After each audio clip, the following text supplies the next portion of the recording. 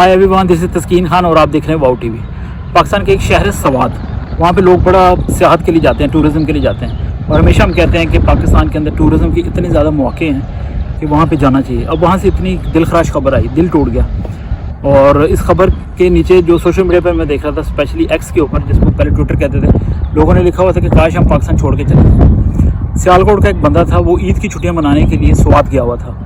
ताज़ा तरीन इतलात के मुताबिक उसके ऊपर इल्ज़ाम लगाया गया कि उसने तौहीन कुरान की, मस्जिदों में ऐलान हो गए और उसको पकड़ लिया गया।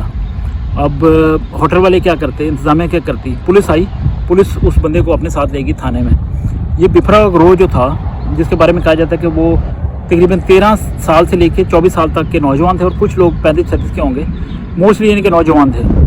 अब उन्होंने थाने के अंदर जाके पुलिस को भी ज़ख्मी किया, उस बंदे को भी ले लिया, उसकी जान ले ली और बाद में उसकी बॉडी को सरेआम जला दिया। इतने दिल खराश मनाजर हैं कि अनबिलीवेबल, वो देखे जा सकते हैं सोशल मीडिया के ऊपर। अजीब सी बात यह है कि वज़ीर आला खैबर पख्तूनख्वा जो हैं अली मीन गंडापुर, PTI की गवर्नमेंट है, वो उन्होंने वही रवायती जुमले उनके हवाले से लिखे हुए थे कि नोटिस ले लिया, IG से रिपोर्ट मांग ली। और पापा IG से रिपोर्ट मांग ली या पुलिस से रिपोर्ट मांग ली, तो पुलिस ने तो रिपोर्ट दे देनी है, और ना भी रिपोर्ट मांगी हो तो एक शख्स की सरेआम जान गई है, तो उस रिपोर्ट के आने के बाद उसको रिपोर्ट को चाटना है, क्या करना है आपने।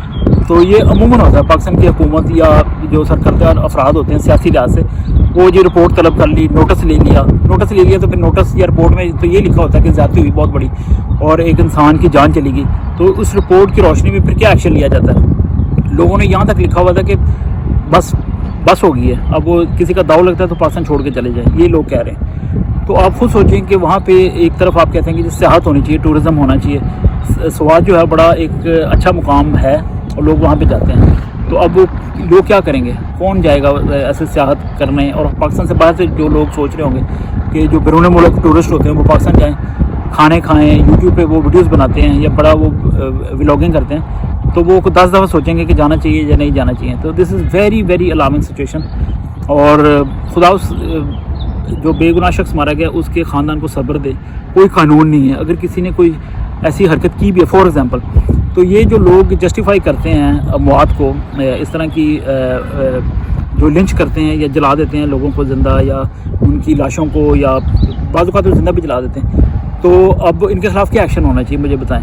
ये इतने तगड़े लोग हैं कि रियासत भी इनके आगे घुटने टेक देती है, पुलिस के थाने भी महफूज नहीं है, पुलिस वाले भी महफूज नहीं हैं, इनके हाथ से छीन के लोगों को ले जाते हैं और अपनी पता नहीं कौन सी ऐसी भड़ास है जो मज़हब के नाम पे या पता नहीं अपनी फ्रस्ट्रेशन के नाम पे या हालात के नाम पे, मैं तो मजहबी जुनून ही कहूँगा, उसके नाम पे ये निकालते हैं कि किसी की जान ले लेते हैं। तो दिस इज़ अनबिलीवेबल। ये पाकिस्तान के लिए बहुत बड़ा सेटबैक है। पाकिस्तान के आपको पता है हालात वैसे ही इस वक्त सियासी लिहाज से और फाइनेंशियली और हर लिहाज से बड़े दिगरगूम किस्म के हैं, और अजीब सी सिचुएशन है पाकिस्तान में। कोई समझ नहीं आ रही मामला कैसे चल रहे हैं, क्या चल रहा है पाकिस्तान में। ऊपर इस तरह के वाक़े होते हैं तो बदनामी तो होती है, बहुत ज़्यादा हार्ट ब्रेकिंग है, और लोग बस हो जाती है। पाकिस्तान से बाहर भी 50 दफ़ा सोचते हैं कि जाएँ कि ना जाएँ, क्योंकि BBC उर्दू पे मैं पढ़ रहा था, वो कह रहे थे कि ये एक अजीब सा कल्चर है कि बस इल्ज़ाम लगा दो और किसी के पीछे पड़ जाओ।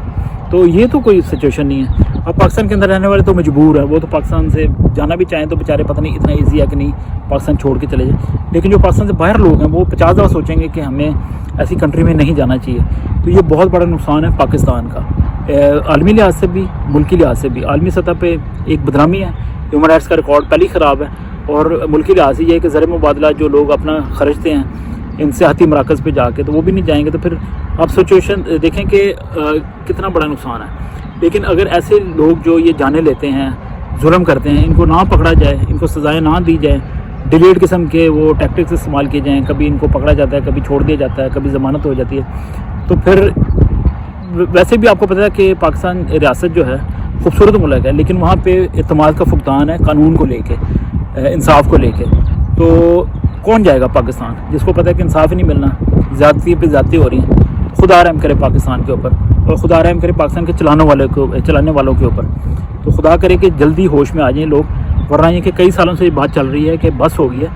अब हर चीज़ की एक हद होती है। डिस्टेबलाइज कंट्री हो चुकी है, हमारी जन्मभूमि है, लेकिन हमें बड़ा दुख होता है। तो खुदा करे कि हालात बेहतर हो जाए। अगर ना हुए तो आप सोचें कि तबाही होती जा रही, तो और ज़्यादा कितनी तबाही होगी, फिर पीछे क्या रह जाएगा। तो खुदा रहम करे, सब पे रहम करे, मुल्क पाकिस्तान पे रहम करे।